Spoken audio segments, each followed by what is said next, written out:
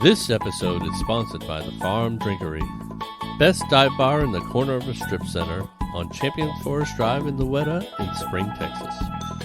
22 local beers on tap and world-famous wings. Come for the great atmosphere, stay for the free high five. Use the code BeerNerd20 to get 20% off your bill. I wanna know what you're thinking. You stick your name on the back and your phone number, and you decide to throw it away. I wanna know what you're feeling. Tell me what's on your mind.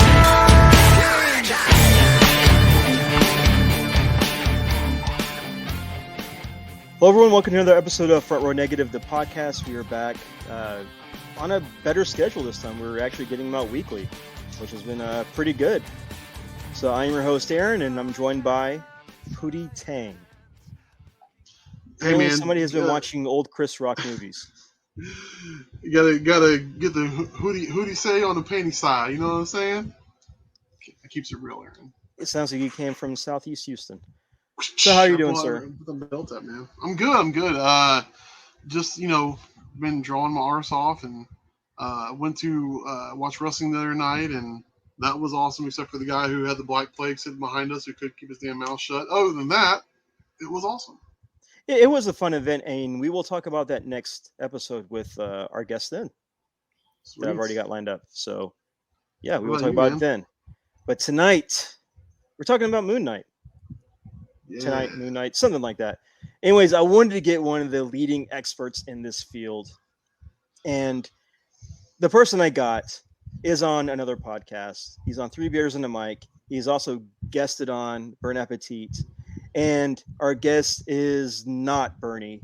It is Ramy instead. We got the other Moon Knight aficionado in the streets who keeps it real and apparently has stalked Moon Knight whenever he was at Disney. So, Yeah. Ramy, how you doing? I did. What's up? Thank you for having me on the show. Bernie calls me a fake Moon Knight fan because I don't have all of the Moon Knight comics memorized in periodical order. You know what? You may not have all the comics, but when we talk like via text, you're buying everything else. Yeah. So that kind of balances out. I mean, I've read probably 95% plus of everything that Moon Knight has done. Yeah. But I did stalk him at Disneyland. I went to California Adventure, which is across the street from Disneyland, where they have the Avengers campus. And the really cool thing they've been doing the last 6 weeks is Moon Knight appears when the sun goes down. So you've got actual Moon Knight, really super legit costume that's walking around Avengers campus, and then his alter ego, Mr. Knight is taking pictures with the crowd. So it's very cool. That's so cool. Yeah, it was That's awesome. pretty cool. Yeah, I mean, come on, man. I've loved this character since I was 9 years old, and the fact that they actually have an official Moon Knight costume walking around with the likes of Spider-Man at a Disneyland theme park is pretty cool. So It's I interesting. gotta ask because Moon Knight's not that. He was never really a big name character. How did you discover him? Like, what drew you to him? Was it the cover art of a comic? Did you see him on an action figure? Like, what happened? Yeah, my local 7-Eleven, when I really started getting into comics, sold comic books. They were like $1 a piece, and my mom would allow me to get 3 comic books a month. That was my reward for doing my chores. Yeah. So I would get a Wonder Man comic, usually, because I liked Wonder Man a lot. I tried to stay away from the mainstream stuff. I would buy an X-Men comic every now and then, or a Spider-Man comic every now and then, but I liked all the obscure characters. So I bought a Wonder Man comic usually, a Nova comic usually. Good choice. And I bought a Moon Knight comic. Yeah, I bought a Moon Knight comic because I liked the costume. I thought it looked really cool. He looked like kind of a ninja. If you guys remember G.I. Joe Storm Shadow. Yeah, I can see that. Right, I can see that. Costume, and I thought that looked really cool and it looked very interesting.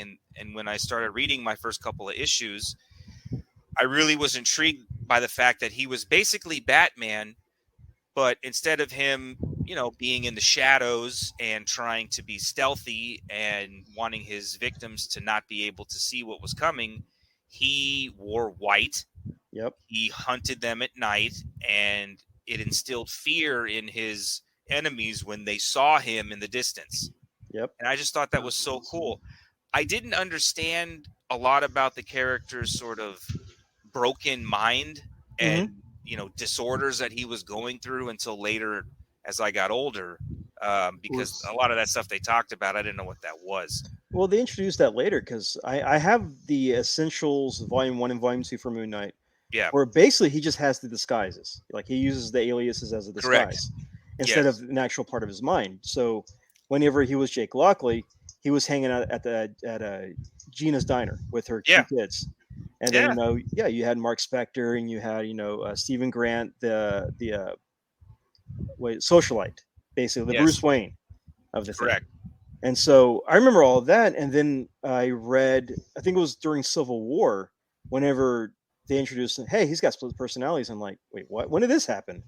So I too was a fan, or am a fan of Moon Knight, but the change from him just using aliases, to go undercover and to bust up rings and stuff like that, versus now the personalities, complete left turn, but I think works for this character because he is essentially not a Batman ripoff. He's his own thing now. He's that.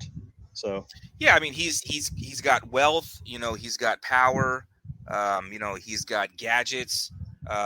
In a lot of the comic books, he has like a moon-shaped like plane that he flies in. Yeah, the helicopter or the plane or all of that. The crescent. Yeah, it's a crescent sort of vehicle, which is really cool. So, I mean, they've gone a lot of different ways with the character. They made him super evil.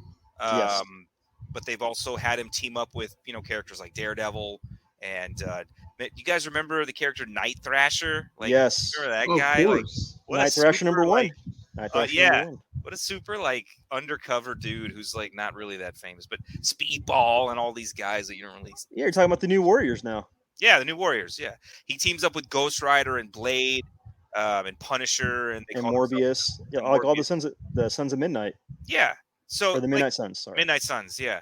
So I mean, he's gone through a lot of different phases, just like a lot of characters have, and just like phases of the moon. Yeah, fair enough. So good call. Yeah. So when the show was actually announced, about two and a half years ago or so, I couldn't believe it. I could not believe that this character who nobody really knows, because everyone would always ask me, oh, you're into comics, who's your favorite superhero? I would tell them Moon Knight. I don't know who that is. Yeah, that's pretty much the thing. I could not believe that they were going to be making a 6-part Disney Plus like actual TV show I can watch. I could watch this. Yes. It's just crazy. I don't know. I didn't even know where I was living. I could not believe that this was actually a thing that existed. And then when I heard that they were actually moving it up in production to a March sort of release, because the show had gotten such early, good reviews, and I was like, oh, so this, I mean, I'm ready. You're going to release it early now? Let's go, So the Moon Knight shirt design I did 6 years ago.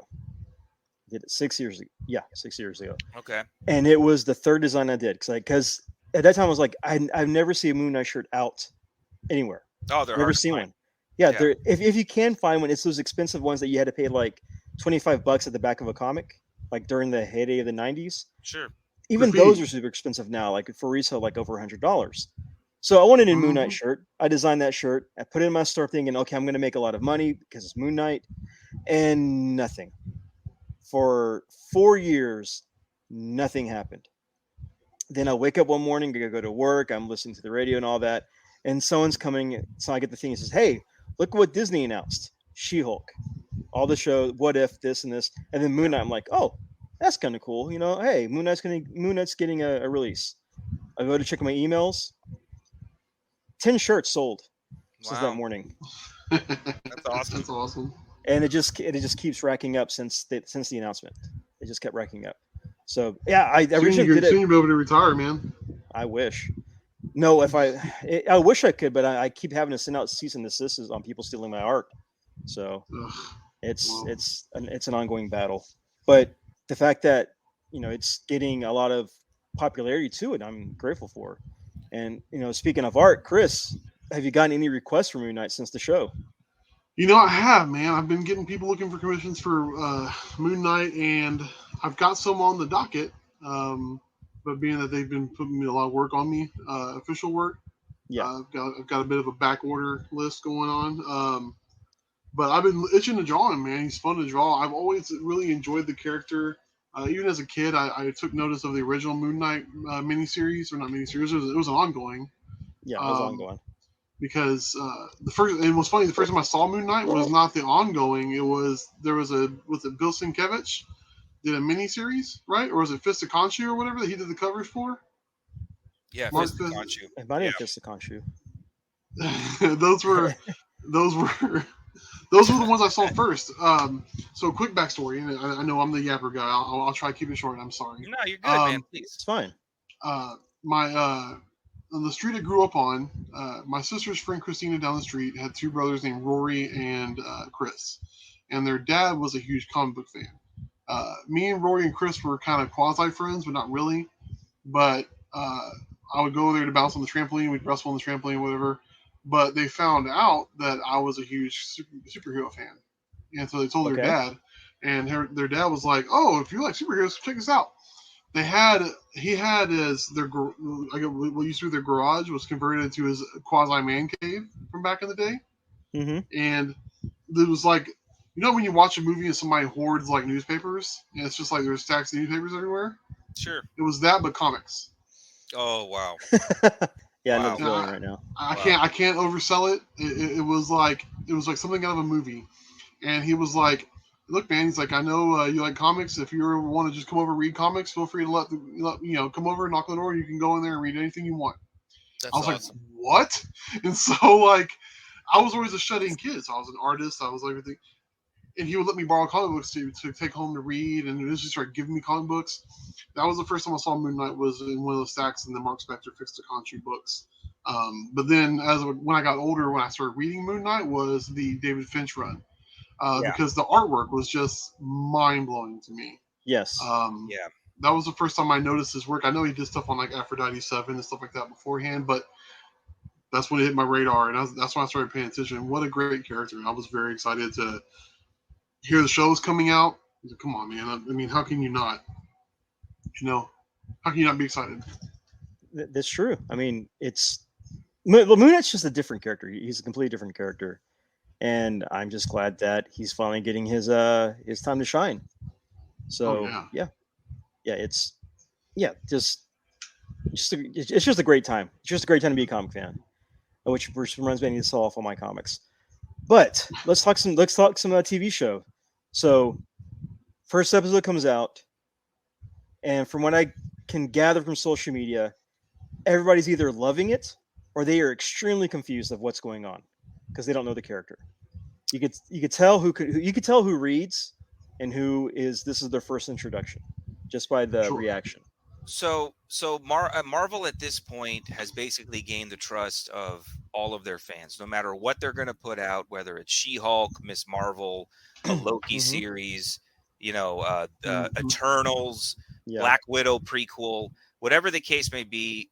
People who have invested this much time into Marvel are going to be watching it all because under most circumstances, the stuff that Disney's putting out under the Marvel brand name has been very good.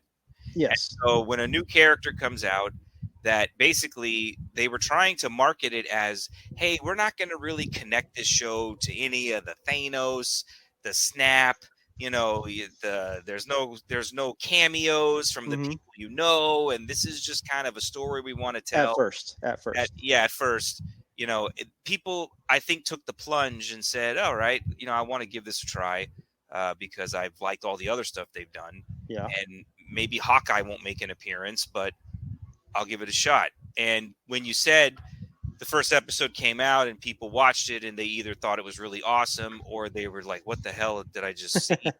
My wife told me that at the end of episode 1. She said, Ramy, if you had never she knew about this character because I talked to her about him all the time. She goes, if you had never told me about Moon Knight, I would have been extremely confused after the first episode. Yeah. I had no idea what was happening. But she Yeah. knew what was going on because of me. Yes. So yes, you're right.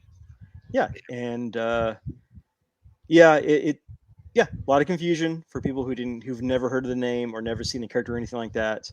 And applause from the people who have read about the character and who know who the character is. I wasn't able to watch it at midnight or 1 a.m. like a lot of people did. I had to wait to come home, wait for the kids to go to bed, and pop it on pretty much at 9 o'clock when after everybody's already done bitching and complaining about it. And I loved it. From start to finish, I loved it. And I remember seeing the promo commercials and everything, the costume, the very mummified type costume. I thought it was great. That was a great design. Loved it. Very Egyptian. And yeah, overall, from every weekly episode, I've just been watching it. Just been great. Yeah, the mummy type aesthetic on the costume was something that I texted Bernie about when we watched the first trailer. Mm-hmm. I was like, dude, what an easy like sort of way for him to wrap himself around the costume, kind of like Spawn, right? It reminded me of Spawn. Yeah, Spawn's costume would kind of like form around him. yes. You'd have these like white bandages just kind of engulf the guy, and I'm like, what a great idea! Like that's really awesome. And the thing that I think that kind of grabbed people into the show is that there are people who really like that mystery. You have a dude who like wakes up shackled to a post. He's got like sand all over his bed and the floorboards. Like, what is that about? He works in a museum. He has a really horrible boss. Yeah. He wants the simple things in life. He wants to have a good job. He wants to be a museum curator. He wants to go on a date with a girl he likes. And he wants to just, be happy. And these weird things are happening with this cult leader, and he's in a chase on a mountainside, and then he's waking up in a place he doesn't recognize, and all this ridiculous stuff is happening all around him. And for someone who doesn't know about the character, you have no idea where this story is going. You really don't. It's completely out of left field. And then I can understand if someone doesn't know about the character, this is incredibly confusing, but that's how most, when you watch a movie like Memento, right? Yeah. It grabs you in and takes a hold of you because you have no idea what's going on. Or even Inception, just something that's Inception, sure. Like, something that you weren't expecting. Let's talk about the costume. How do you feel about the costume going away from just, a suit and tights to full on supernatural? It made perfect sense. Okay. I don't know why they never thought of that before. Well, I'm sure the character will get retconned now into the comics where the suit has a mind of its own. In the most recent Moon Knight run that I've been reading, the costume already looks like the Disney Plus show. Oh, it's already been changed over? It's already, it's very, very similar. So they've already kind of made that transition, which I'm totally happy with. Okay. It's such a simple redesign. I loved it from the moment I saw it in the trailer and the promo images. Everything was just, I was like, that's perfect. I could not have asked for a better on-screen representation of this character. It's perfect. Yeah. No complaints, zero negative.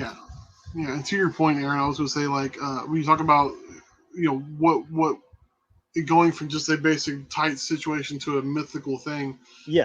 Can you imagine the logistics from an artistic standpoint of having to draw that costume transition back in 1984?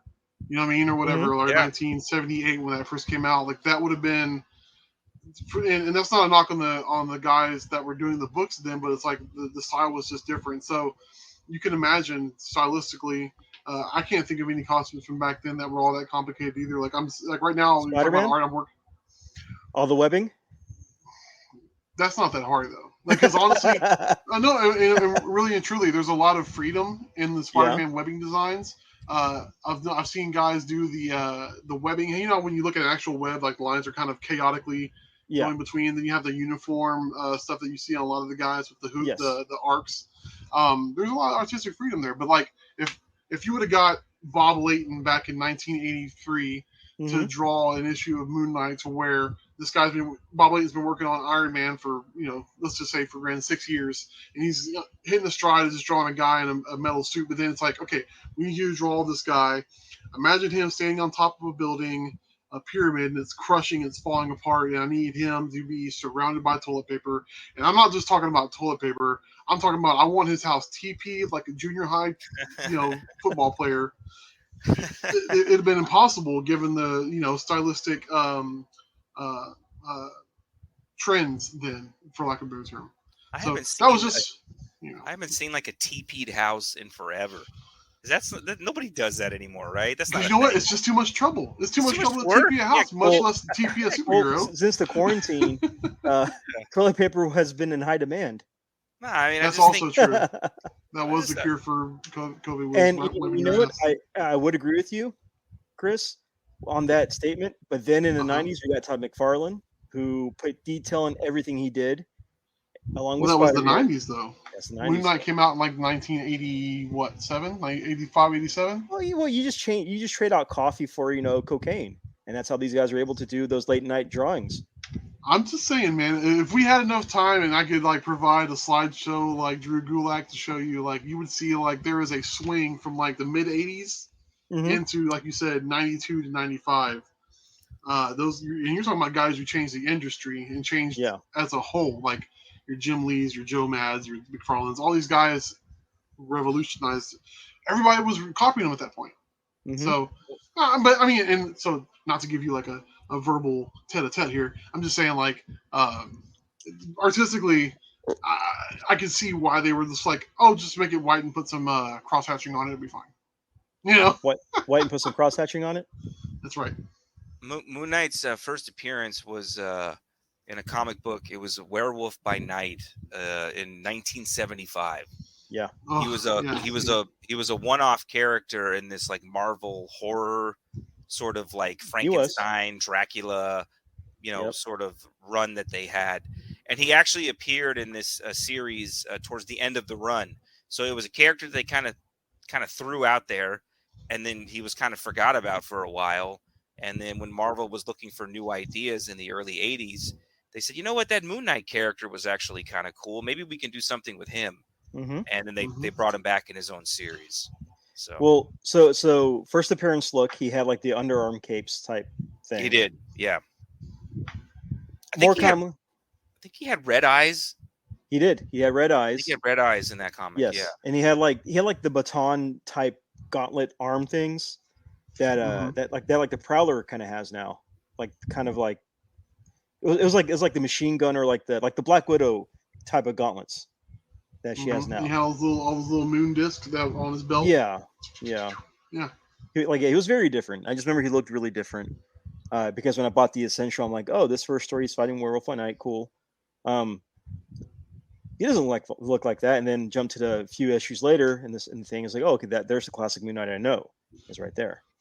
So yeah, and from a storytelling standpoint, the whole like mummified costume makes complete and total sense in my mind. I'm glad for the change. I'm glad for that change. I'm glad for that change. So I agree. But yeah, that, and then even Mr. Knight's the little stitching that he has on his mask. Oh man, I thought that was a good way to show that he's cracked and not perfect.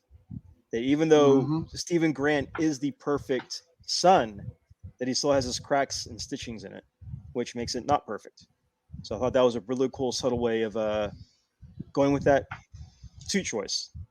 No, the way that they transitioned to episode 2, and you bring in another costume, you know, who refers to himself as Mr. Knight is phenomenal. Like the way that they explain it in the show is that, you know, when Layla is telling him, hey, you know, bring out the suit.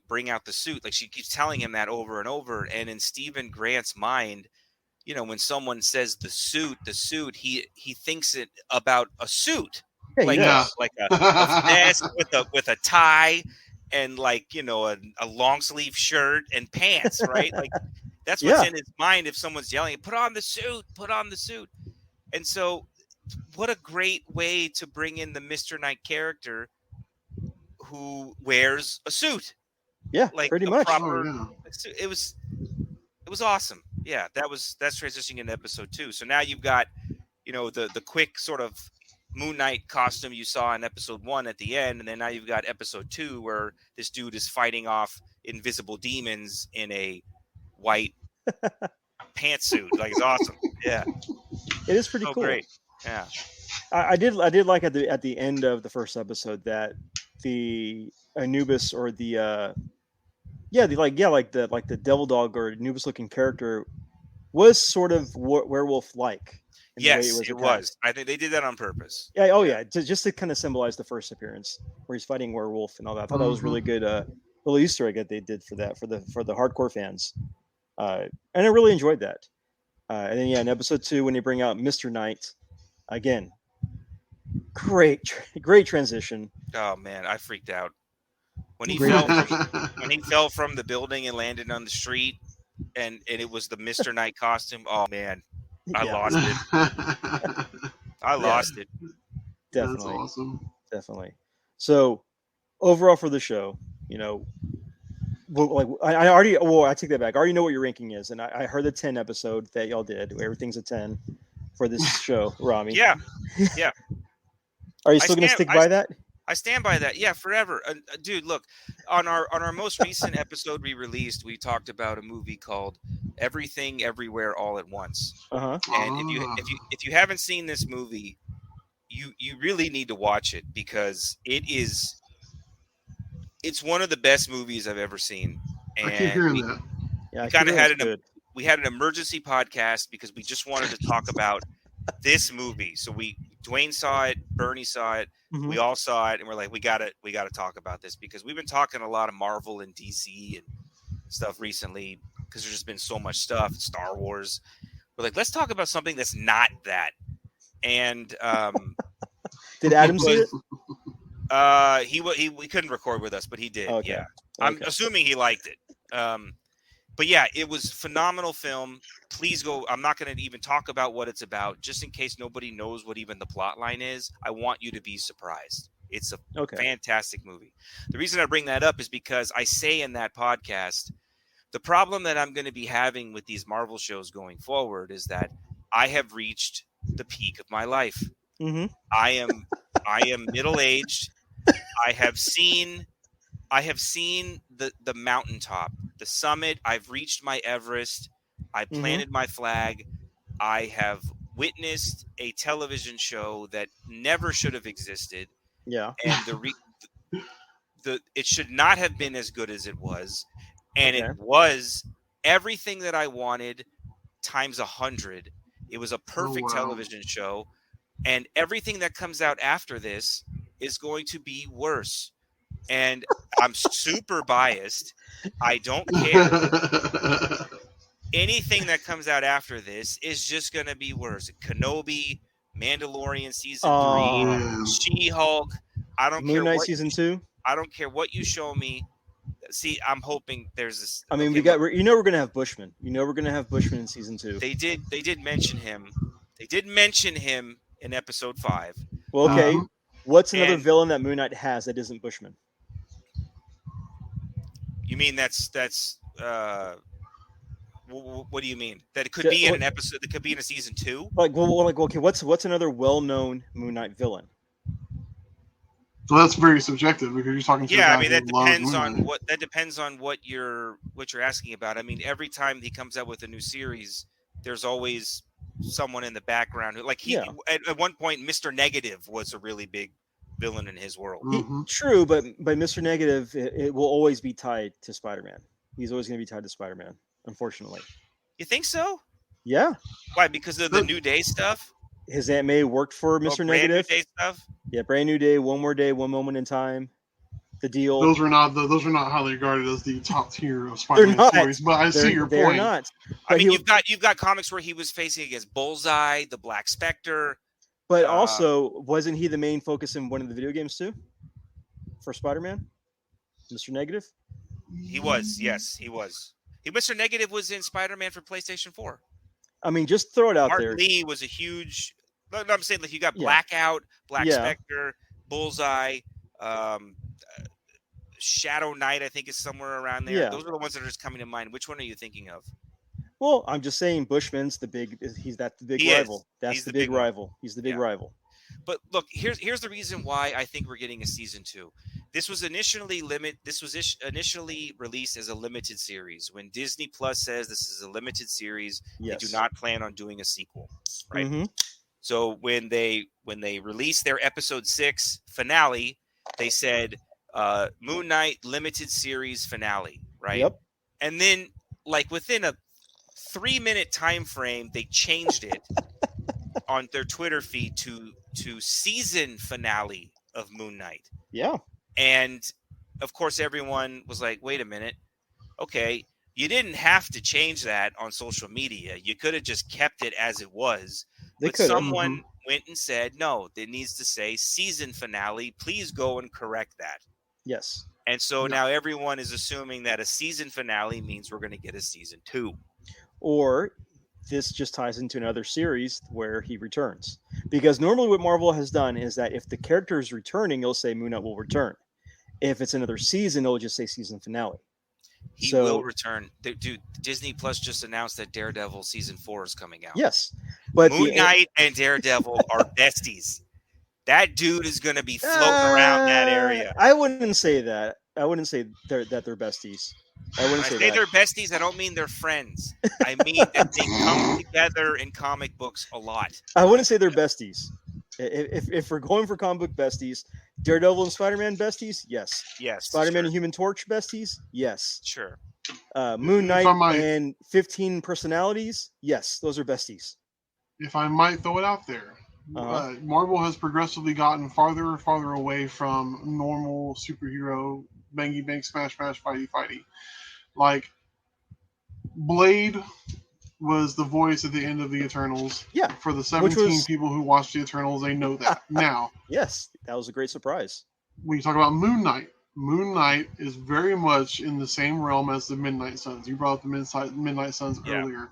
You're Yes. going to see a rebirth of Ghost Rider. You're going to Mhm. see us getting into Werewolf by Night with that Halloween special they talked about. We're about to see a cascade of supernatural Disney Marvel. And Okay. Moon Knight is a linchpin in that stuff alongside your Blades and Mhm. your, they're street level, but in a Yes. very supernatural way. Yes. Listen to me. I'm a patient person, and I will wait for this. If they lay the groundwork for a John Bernthal Punisher reuniting with Mahershala Ali Blade, and they bring in a new Ghost Rider and a Moon Knight Midnight Sun spin-off series, I will die. You'll eat your own head. I cannot take that. I physically cannot take that, because I know that Disney has these huge plans, their 10-year timeline. Mm-hmm. Someone out there is talking about a Midnight Suns show, just like they did with Defenders, right? I'm pretty sure that Mhm. they've had those talks. I will lose it. I cannot take that. Well, here's the question I have for them. Here's the question I have. Will they take Moon Knight out of London? Or Yeah, out of of England? course. I think so. Because they put his whole show, he was based in England. Oh, well, it's in Egypt too, and also in Egypt. But you've got the Eternals, where you have, Carrington, who's based out of Europe as well. So you got Black Knight, Blade is a world traveler. Then you have Moon Knight. The only one who would need to travel would be the Punisher. And the Punisher can travel, dude. There's no question about that. I think we still have to discover Dracula. Marvel hasn't even touched Dracula yet, and Dracula Well, I think is they're the saving linchpin for Dracula. all of the supernatural. I think they're saving Dracula for Blade. They're going to save him for Blade. Right. I would That's say over so. in Yeah. that's overseas. That's what I'm saying. So like Moon Knight doesn't have to hit the streets of America. doesn't. Bernthal's Punisher definitely could be overseas hunting down Italian mafioso and shit like that. Yeah, and but end up, I'm pretty sure Frank Castle's on the do not fly list at every airport. Yeah, but that's okay. Frank Castle, yes, but one of his many fake passports, no. I'm telling you, man. Like microchip, he's gonna have a man in the chair. There's so many things that we're not even thinking about. They're gonna fucking mollywop us across the head with all this. And I'm like Ramy. I'm excited. Yes. Yeah, I I'm don't excited know too. what to think. This is what they should be doing. They should be focusing on these characters to make their brand stick. We had our 10-year ultimate arc of Iron Man to Endgame, and in order to stay, I don't think you can do that again. I don't think a character like Kang the Conqueror or Doctor Doom, whatever they decide to do with Fantastic Four, can equate to what they were able to produce in the cinema. 23 movies, whatever it was for us. But the way that you stay, really high, the bar, that's just the ultimate bar that I don't know. You can't beat that. But you can keep yourself relevant and engaged by focusing on these characters that people don't know about, and you build that fandom and you turn them into that icon. So I thought the Punisher season 1 that Netflix produced was wonderful. Season 2, not that great. Daredevil, all 3 seasons, masterclass. Jessica Jones, loved it. Iron Fist, first season Jessica Jones was good. Second season was kind of disagree. I didn't like the whole mother. I didn't like the whole mother thing. I really loved all 3 seasons of Jessica Jones, but if you didn't like season 2, that's fine. Yeah, I think season 3 was also awesome. Iron Fist, I think a lot of us can say, not that good. Yeah, and I'm a big Iron Fist fan. I'm a big Iron Fist fan, and I like the casting. I thought the storyline was trash. Severely lacking in a fist of iron. Severely lacking in a guy punching people in mystical fights of ninjutsu. The biggest drawback for that show was that Iron Fist wears a mask. If you would have put a mask on the character, they could have put a stuntman or a kung fu fighter into the choreography to handle that, but they didn't do that. Lesson learned, though. I bet when they write the ship, we're going to be really Finn amazed Jones, when we see. I thought Finn Jones Iron did Fist great. again. I thought Finn Jones did a good job, but he just had terrible writers and a bad fight choreographer. Dude, the problem with the Iron Fist show is that he was always losing his powers. Like, he could never just do Iron Fist stuff. So, like, that was the thing that especially season 1, that got me frustrated the most, is that I was like, dude, can you use the thing that makes you famous like just one time? Seriously. Half of season 1 was basically a Moon Knight episode. With him in the psych ward, it was basically half a Moon Knight. Yeah, episode. That's fair. Yeah. And then Luke Cage, of course, I thought season 1 was great. Season 2 was meh. That was all right. I agree with that. I think they're going to do something with all these characters, which is why they brought them to Disney Plus. They kind of changed their outlook on Disney Plus, because remember when that service launched, they said we are not going to have rated R content on this platform. We're not going to be doing any of that, any of these Deadpools and Daredevils and all this stuff. We're going to make this a TV 14 and under, and that changed within quickly. 2 years. Guess who's paying those subscription fees? The people who want to see the hardcore shit. So give us the hardcore shit. So now when you log in, if you haven't logged into Disney Plus recently, you have to change your settings to adult. They make you relog in to do that. You have to relog in to do that now. Yeah, we have a PIN now. We have to put a PIN number in. Which means that they have plans for adult-oriented Marvel content with these characters that they brought to their service. So I think you're gonna get a Midnight Suns spinoff. I really do. I really do think so. And I'm gonna lose it. I think there will be one as well. Gonna lose it. Can't take it.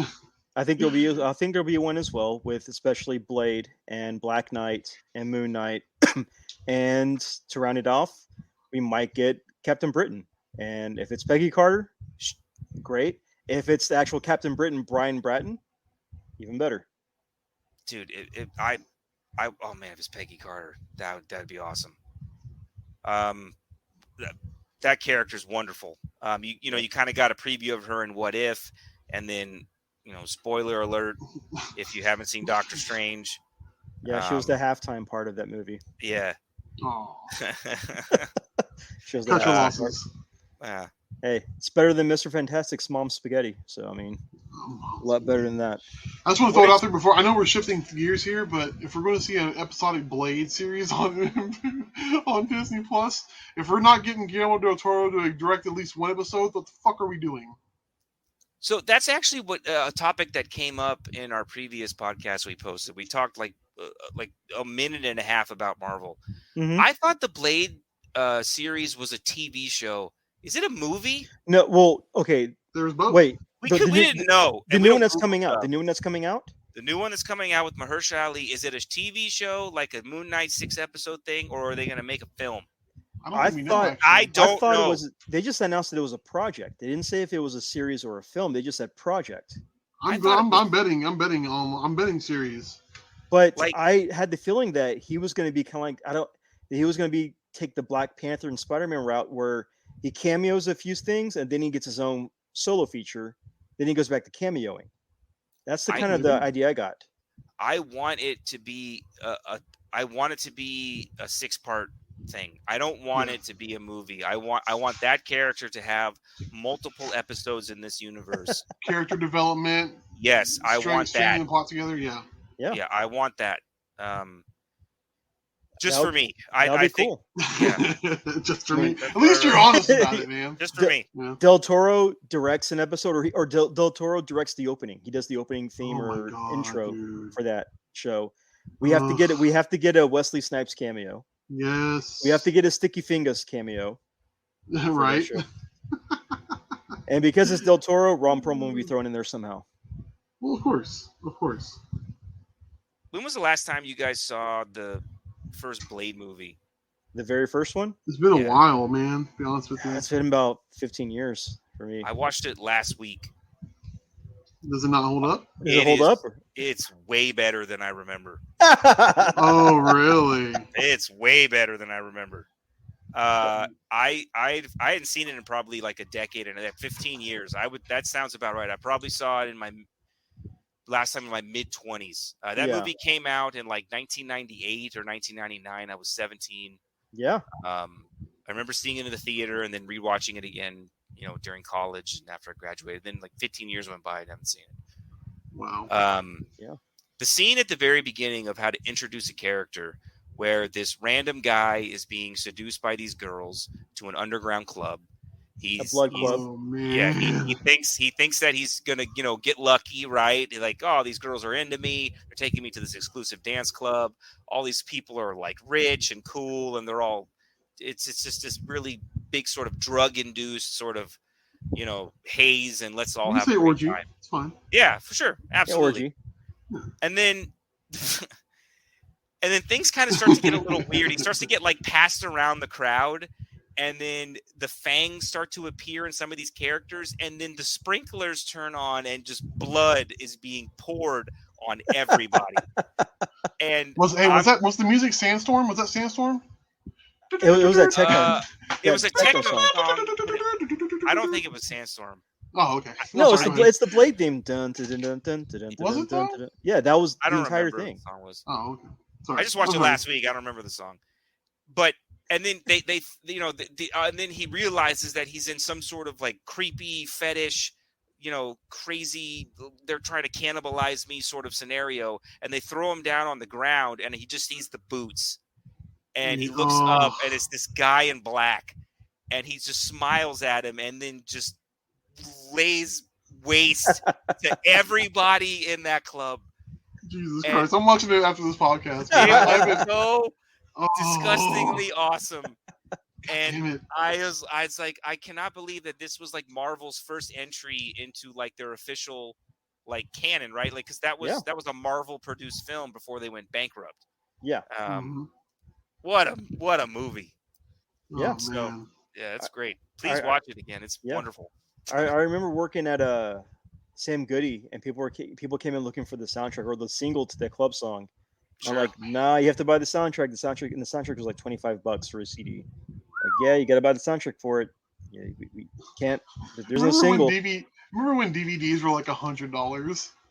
Oh man, when the place like people don't give enough credit to the PlayStation 2 for making DVDs mainstream. Like Yeah. you could buy a DVD player for $299, or you could buy a PlayStation 2 for Mhm.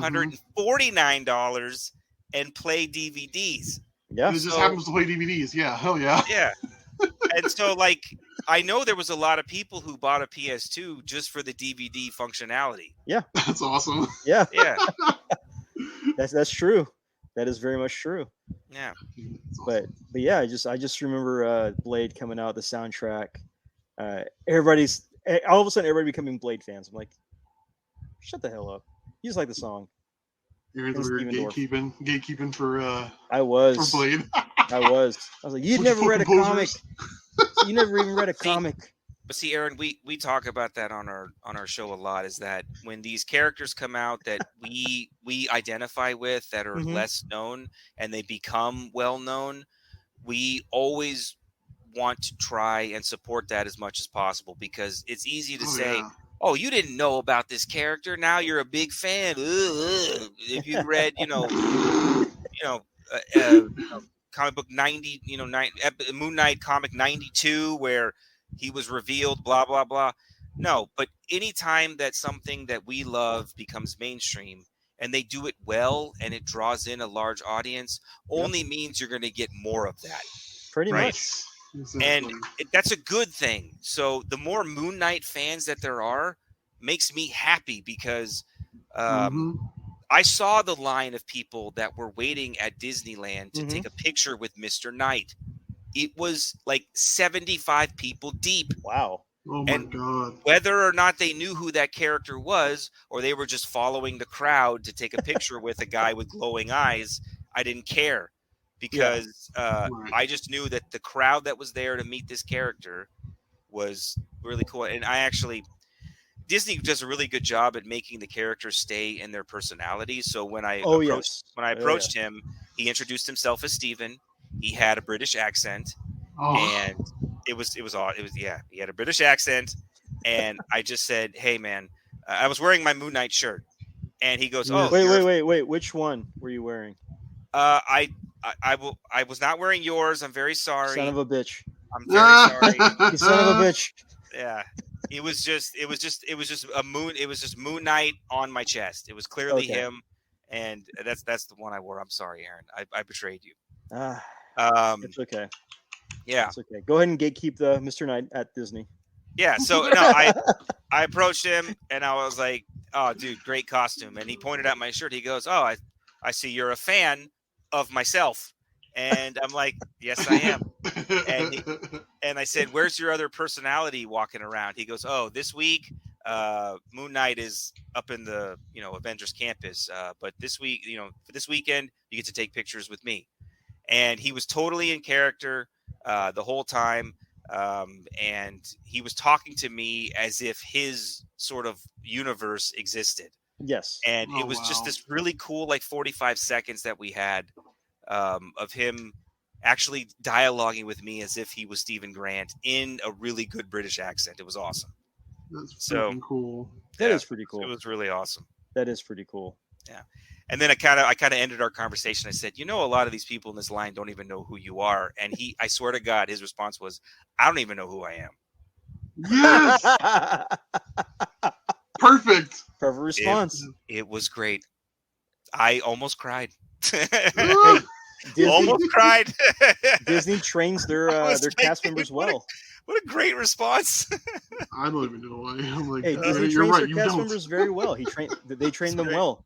I mean, the Gaston guy that's like in the Bells area, acts and talks just like him. He challenges men to push-ups, challenges men to be real tough guys. So yeah, Disney does a great job of casting their people, their characters, to Mhm. act like they do in the shows and movies and everything. So that's pretty cool. Man. Yeah, So I got to ask so did Mr. Knight and the Moon Knight, did the eyes glow white? they did. It was really impressive. Oh, The I don't know what they were using. I'm sure it was probably something very simple. Like it was. I know it wasn't complicated in order to get that effect, but the way that it looked was Yeah. just very impressive to me. I actually have. See if I can show you guys a photo here. I'm gonna get the That's kind of him right there. I don't know if you can see Oh the wow. picture, yeah. That's pretty cool. You can see the luminescence of the Of picture. the eyes. Yeah. The eyes. Yeah. So that was him, like, and the Man. shine that was coming off the costume was really, really cool. I didn't Almost like an post it. iridescence. It was, yeah. His it was very glittery and sort of his suit looked kind of radioactive. That's how white it was, and the eyes glowed, and it was. Yeah, because in Steven's mind, like he's trying to be the best version of himself. If he's going to show up in a suit, it's going to be the most flawless, shiniest suit you ever seen, mate. You know, Yeah. the white gloves. You know, and this is have a rust about, mate. Yeah. Fisticles. You know, crazy, DJ man. Fisticuffs. It was awesome. DJ Fisticuffs. That's right. So no, it was very cool, very surreal, and the fact that my favorite character, who's a multiple personality like murderer, just walking around Disneyland taking pictures with kids, that made my trip. So awesome. Oh, just wait until So awesome. they have Deadpool walk around Disney taking pictures with everybody. Oh, Whenever that comes out, that'd be great. That'd be great. Oh, man. I could just see Deadpool walking around with like the Mickey Mouse ears on his head. Oh, man. Keychains off the katana blades or off the guns hanging off there, just taking pictures with everybody, even holding like a prop Mickey bar, just to kind of sell the fact that he's now part of Disney. Jesus. Because that's probably going to happen. Oh, That's it will probably be. gonna happen. Dude, the fact that Disney Plus is now showing R-rated content on their streaming service means that they're going to be heading down that market. It's too crazy not to. You're taking away an entire adult audience who wants to see these characters in very gory situations. Yeah. So Yeah, because their kids been watching Frozen or Encanto all day. It's like I really could watch, Burn Notice right now or something like that. You know what I mean? Like, I'm just saying, I'm just throwing names out there. Like, they own all this property. They own all this intellectual they property do. they're not using. That is true. That is true. So, along with the Moon Knight show, again, we kind of touched about this at the beginning of the episode. A lot of the merchandise was announced and released or coming Yep. out soon. Marvel Legends, 2 different figures. Yep. Funko Pops, the whole line, including glow in the dark Khonshu, regular Khonshu, blacklight Khonshu, Mr. Knight, a glow in the dark Mr. Knight, all of them, all that stuff coming out. yeah, they even released an Amit in the alligator form. Yes. Yeah. And coming soon, a giant Amit too. Yep, A I saw giant that. pop Amit. Yep. So, how much of this stuff have you already pre-ordered? Everything. Wow. Everything. Everything. I And- pre-ordered everything that was available to pre-order. I'm talking about thermos, sort of insulated mugs, Oh, I saw coffee those. cups, I saw yeah, those. t-shirts, socks. I bought Moon Knight socks. Wow. Hoodies. It's just white socks. They're just white they're, socks. They're the Mr. Knight crew Yeah. socks. Dude, I bought the G Fuel. Yes, I did as well. The limited edition box thingy. Whatever was available, Mm-hmm. I purchased everything, because I don't. Merchandise for Moon Knight doesn't exist. It shouldn't Not really. exist, and it does. And so I wanted to make sure that I got everything I could. There's a lot of stuff that are like comic convention exclusives Yes. that they don't Ugh. allow you to pre-order. I course. will be paying aftermarket prices because I don't care about anything. I'll just pay the triple markup or whatever you want to charge me. So Well, have you tried the G Fuel yet? no, I kept it in the box sealed. Oh, you're not going Oh. to try it? You're not going to use the No, shaker and try it? I don't want to open it. Why not just Come buy on. a second one? You They're know, sold out. that's what's funny is that I stopped buying doubles of things a long Mhm. time ago because I used to be a open one, keep one sealed type of guy Yeah. when I first started collecting, and that just became really expensive.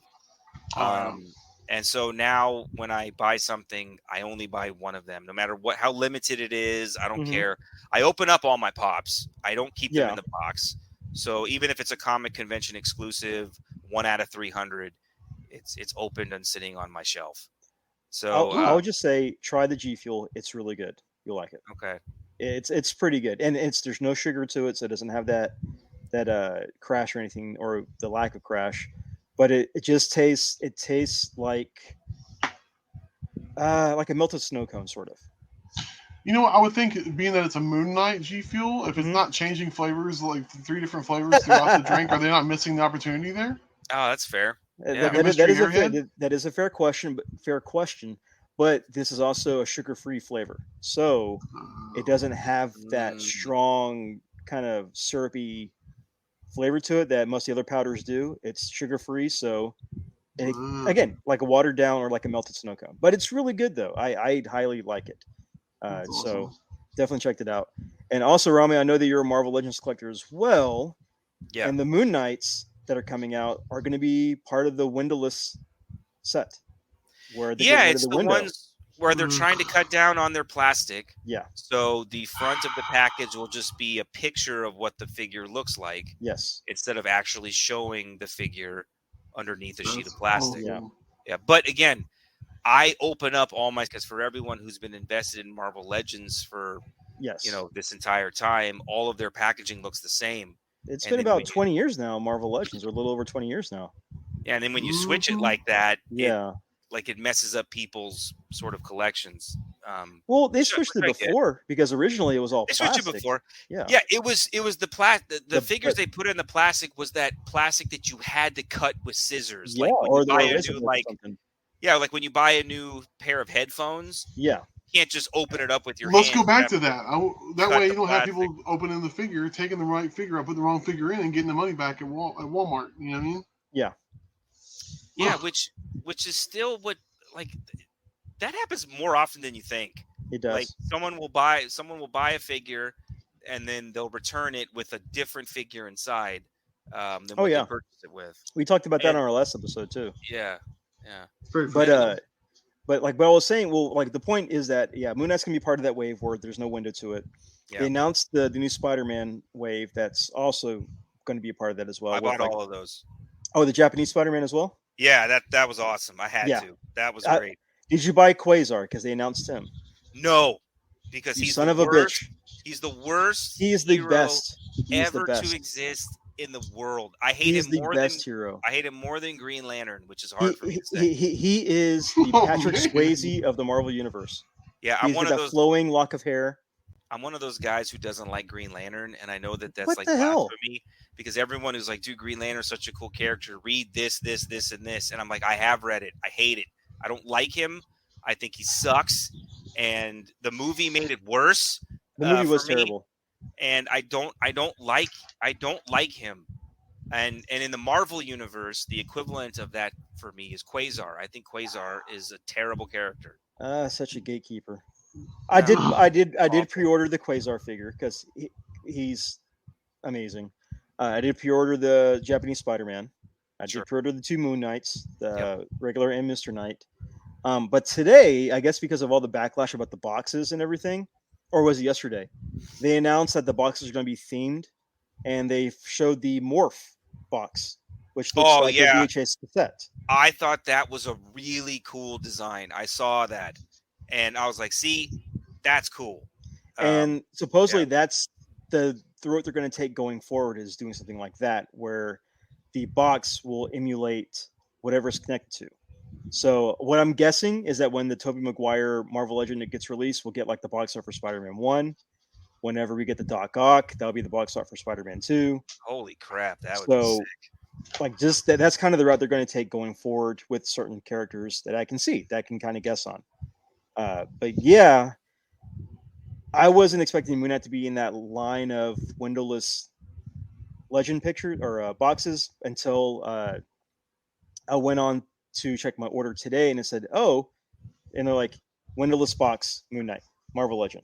I'm like, oh, it's in that line now. So it's kind of disappointing a little bit, but it'll be a cool figure though. Oh, it's going to be wonderful. And again, like I said, for me, if you're an inbox collector, I feel bad. Your collection is going to kind of be, non-uniform. But I open up all my stuff. I throw away the packaging. I don't care. I'm somewhere in between, man. I open some things, I keep some things in box. So It depends because I want to get autographs. Sometimes I want to get the figures autographed by either the creators or artists or something like that. So makes sense. I kind of keep them in packaging. I kind of keep them in the packaging. So Yeah, fair enough. That's just how I do it. Cool. So I know I asked you the question. We kind of trailed off for like the last 30, 35 minutes about your rating of Moon Knight.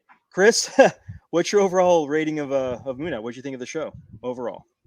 I like it. Out of a 10. Honestly, I think I'm with Ramy on this. I'm going to go with the 10. Oh, suck it, Dwayne. Suck it. Yeah, all right. Good I'm for you. obviously nowhere near as passionate about the character Yeah. as you are, Ramy. But I can tell you, as somebody who was on the fringe of reading the character as a kid and really appreciating his look and his design, and I'm just whatever Disney Plus is giving me, man, I'm soaking it up like a sponge because we're in the renaissance of nerddom right now. At some point, this is going to run dry, but right now, Yep. I'm taking everything they give me, and I enjoyed the shit out of it, and I look forward to a second season. Okay. Yeah. Hey, Awesome. fair enough. Fair enough. Good. So I will end it. I will give it a 8.5. I'll get an 8.5. There are some things I can nitpick about it. There are things I liked about it. I really enjoyed it. I like the fact that he had a grappling hook toward the end of the show that he used as an attack. I thought that was great. Overall, I thought it was great. The CG kind of was hit or miss a few times, but overall, I enjoyed it. So 8.5. I think Dwayne, I was surprised by his score because he, I think he kind of teased Bernie and I a lot during the episodes we were discussing the show. Oh, he did. We talked about that at the pool party that you weren't there. Yeah, we were just so enamored with this TV show. But then at the end, he actually gave it an 8. Yeah. So I was like, that's a respectable score. I think for most outlets who reviewed the series gave it around an 8 to an 8.5. Yeah. But for a fan of the character, if you follow this character from the beginning, or you really enjoyed him when you were a kid, and you now are watching him on on your TV, I don't think they could have done anything better than what I got to see. That's why I gave it such a perfect score, because for me, being biased, I am biased with this show. I understand my bias. I accept my bias. I admit my bias. They could not have done a better job. There was nothing that they could have done that would have made it better. I had zero complaints. Yeah. And it's extremely rare for me to say about anything in this world. And that's why it kept getting 10s, because I didn't have anything bad to say. Versus, which I will just say real quick, we don't have to get all into it. I'm also biased when it comes to Halo. I love all of the games. I love the games too. All of the books. I love all of the comics. I think everything is wonderful, but I don't like the show. Yeah, I completely agree. I was forcing myself to watch episode 5 of Halo. And after that, I'm like, I'm done. I can't watch it anymore because all the mythos, and I tried to explain that to Bernie.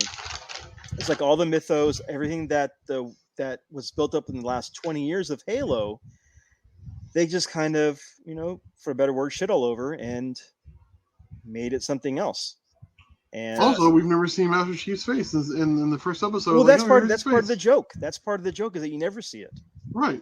I wasn't so angry about the face thing, because I knew that on episode 1 they were going to show his face and that you were going to see a lot of it. So I just accepted that going in. I said, okay, I'm not going to be one of those guys who gets mad online because we haven't seen his face. I'm going to accept it and go forward.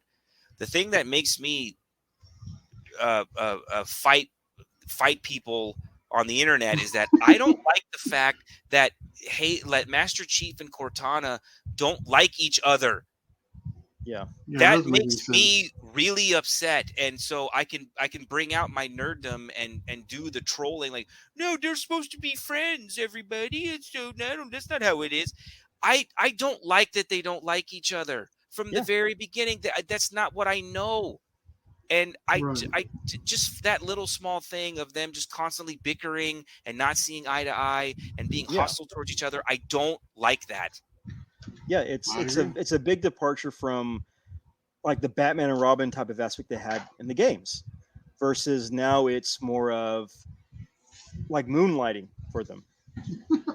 And that's not how it's supposed to be, because she entrusts her coding and her digital life with him, and he trusts her with his life to make sure that he makes it out alive.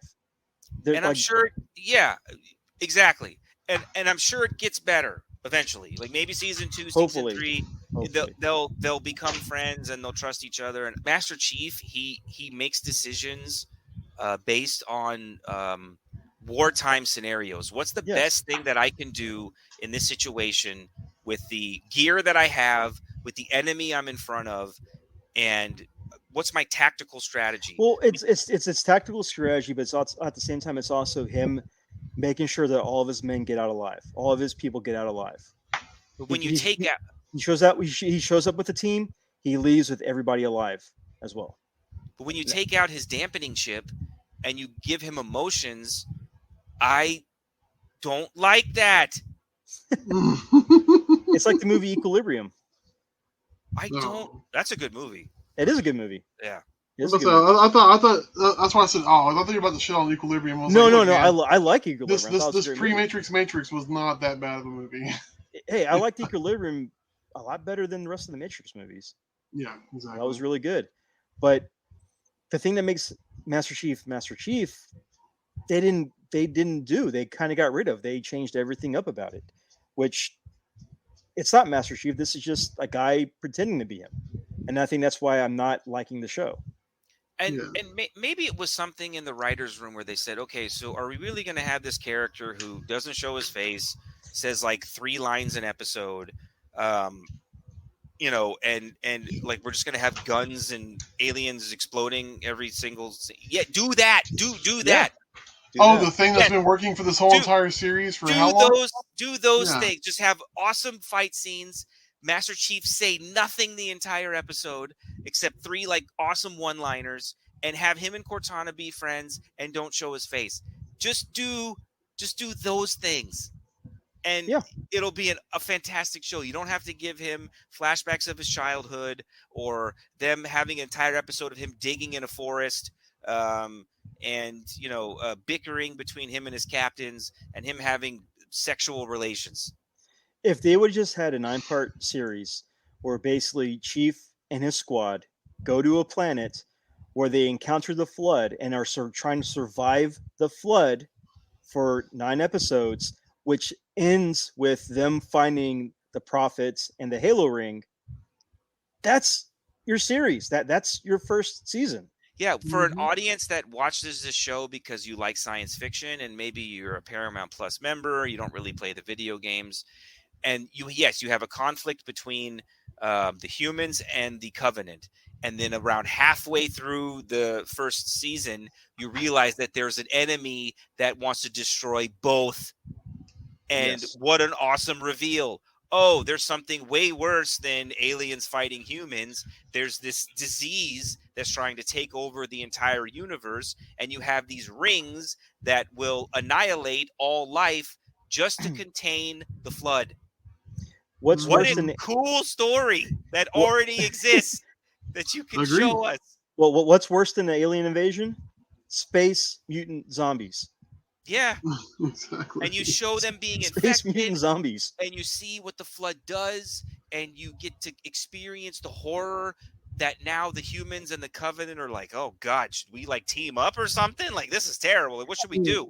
I mean, I can imagine a scene with that type of storyline where the Spartans and the Covenant are fighting each other. There's bodies on the ground. You have UNSC soldiers on the ground. You have dead Covenant on the ground.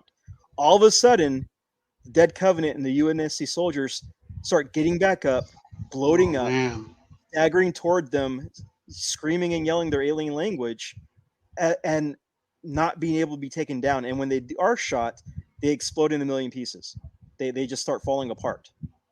Yeah, that would be a crazy scene versus whatever they're doing. Yeah, and for that one moment, the humans and the Covenant have to like look at each other and say, okay, that's the enemy we need to be fighting. And they just align for just a brief moment to kind of take out that bigger threat. Yeah. Exactly. Yeah, dude, just do that. Just do that. We don't need the drama. We really don't need. The problem is, man, you got these drama. suits. You got these suits sitting at a table that put the money up to fund the series, and so they got to have some fucking say so. And next thing you know, they're just doing what the fuck they want with it. You know, what if this Master Chief was really getting lonely and wanted to get some alien booty. Huh? What do you think No, about that, Steve? You know, no, like, that's the kind of bullshit. I'm pretty sure they already had toy concepts out where they wanted to have a toy of Chief holding his helmet, Chief without his helmet doing this, Under Armour Chief, all this other stuff, just to sell to the fans or sell to the people who would buy it. And this is what we got. The show tricked me because the first 20 minutes of Oh, it was great. what I thought was phenomenal. It was great. I was like, oh my God, they did it.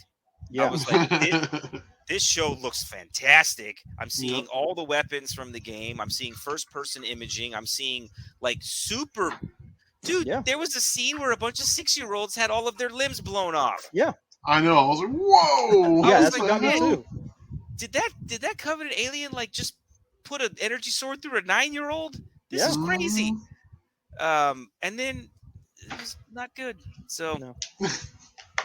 And we even got hints at the hunters with the little worm things everywhere. Oh yes, we got hints at the hunters. Yeah. And that never happened, or I don't know. I probably gave up too early, and it already happened, but didn't.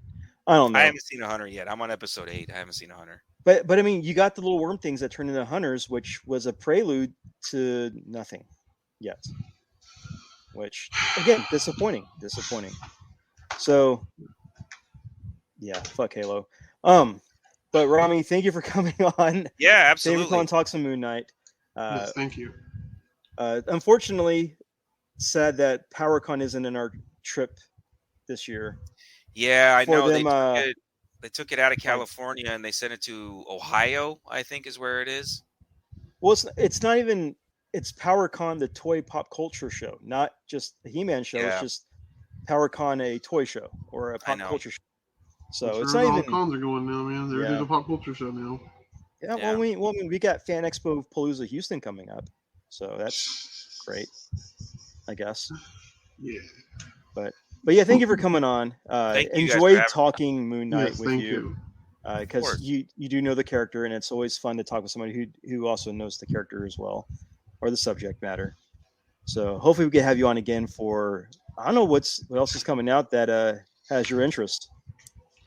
Are you a Stranger Things guy?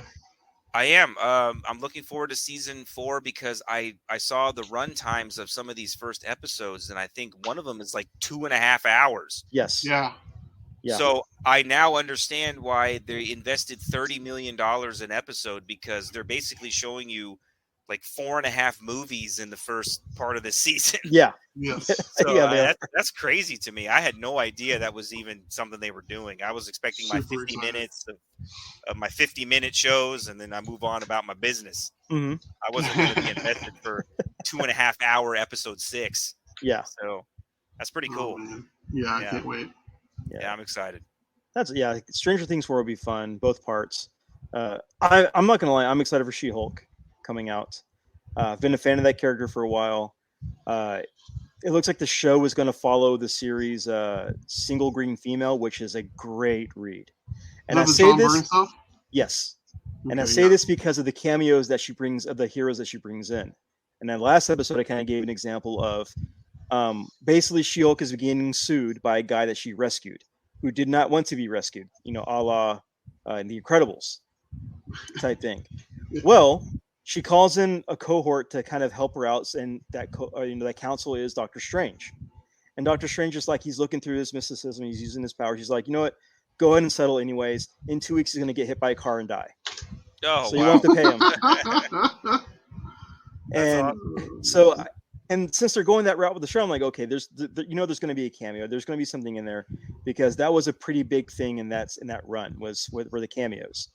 And so, despite some of the CG that we saw in the trailer, the not so great CG that was in the trailer, I have high hopes that that's going to be a good comedy, at least. So I'm waiting for that one. I'm definitely waiting for that one. Awesome. So, but don't mean to sidetrack this. I was doing an ending. And thanks for coming on. And where can they find you and your other your show at? Yeah, so you guys are a part of the Cross the Streams media platform, where there's many different podcasts that have joined us to try to get our brand out there, get our voice out there, and reach an audience about a podcast or a item or interest that you maybe thought you didn't have. Maybe you didn't know that you wanted to listen to podcasts reviewing fast food, or podcasts that only review Dan Aykroyd movies, right? Yeah. Or podcasts talk about wrestling and pop culture, and there's just so many different genres you can listen to on Cross the Streams Media, Facebook, Instagram, Twitter.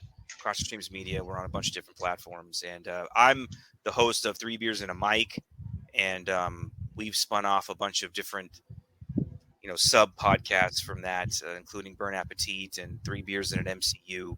We're also as well. We're going to be recording our Spider-Man No Way Home episode soon, so that should be a really long one.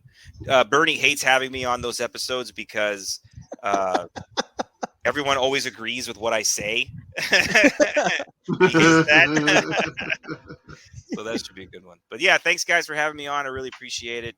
I always listen to y'all's new episodes every week, and I appreciate you having me on. I like having people on, and it's always fun to hear people talk, to get their opinion and to get their view of things, because sometimes your view is never the same and you kind of miss out what they're seeing. So sure. I enjoy having that aspect of it. All right, Chris, where can they find you in your arts? You're going to find me on Instagram at Chris Foreman Artist, and also on Facebook.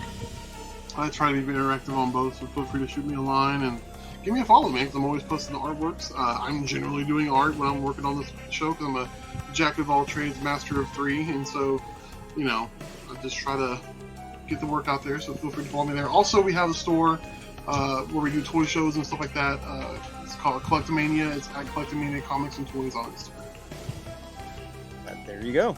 And we are on YouTube. I have a Redbubble and a TeePublic store where I have mini shirts, mini designs for our show, for 3 Beers and a Mic show, for Cross Streams Media. So go there, support the podcasts, buy us some merch, a sticker, a phone case, a t-shirt, a hoodie, coffee mugs. We had those, and I think they're TeePublic, or is Redbubble? No, yeah, Redbubble released pet accessories. You can get a dog bandana, a dog vest, and even a dog or a pet food mat. Are they doing sex toys or like condoms or anything yet? The Moon Grip Night is coming out next year through Redbubble. So wonderful. Be on the lookout for that. So if you made it this far, thank you for listening. Hey, just be sure to buy batteries first. Thank you for I was going to say, listening. if you don't like one of our podcasts, you could say, oh, well, fuck Burn Appetit, and just buy a condom of Burn Appetit and fuck it. I don't know. I think, yeah. Like there is a Burn Appetit shirt or a design on the site too. I've only sold three of those designs, and I think Bernie bought one of them and Dwayne bought the other two. So seems about right. But yeah, they're all on there. So go buy a shirt and support the podcast, support indie artists, and support yourself with having cool stuff. So yeah, thanks for listening, and until next time, I'm Aaron. I'm Chris.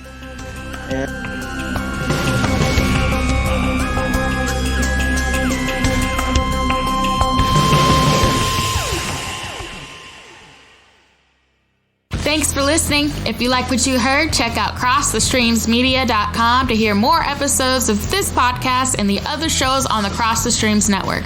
Don't forget to subscribe, rate, and review on Apple Podcasts or wherever you download your favorite shows. Visit crossthestreamsmedia.com for more information. See you next time.